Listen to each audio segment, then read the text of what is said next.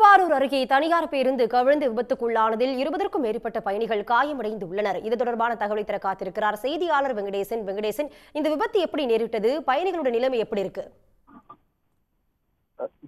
திருவாரூர் மாவட்டம் பூந்தோட்டம் அருகே தென்குடி கிராமத்தில் மயிலாடுதுறையிலிருந்து திருவாரூர் நோக்கி வந்த 2 தனியார் பேருந்துகள் அதிவேகத்தில் வந்து உள்ளனர். இந்த நிலையில வந்து தற்போது மழை பெய்து வரும் நிலையில் சாலை ஓரத்தில் மண் வந்து வலிக்கி இந்த பள்ளத்துல வந்து வயல்ல வந்து ஒரு பேருந்து கவிழ்ந்து விபத்து ஆயிருக்கு. இந்த பேருந்து விபத்தில் வந்து சுமார் 20க்கும் மேற்பட்டோர் வந்து சிறு சிறு காயத்துடன் திருவாரூர் மற்றும் நன்னிலம் அரசு மருத்துவமனையில தற்போது அனுமதிக்கப்பட்டுள்ளனர். இந்த விபத்து வந்து பார்த்ததும் உடனடியாக அக்கம்பக்கத்தினர் உடனடியாக அவங்களை மீட்டுட்டாங்க. இந்த சம்பவம் குறித்து தற்போது நன்னிலம் போலீசார் வந்து வழக்கு பதிவு செய்து விசாரணை பண்ணிக்கிட்டு இருக்காங்க.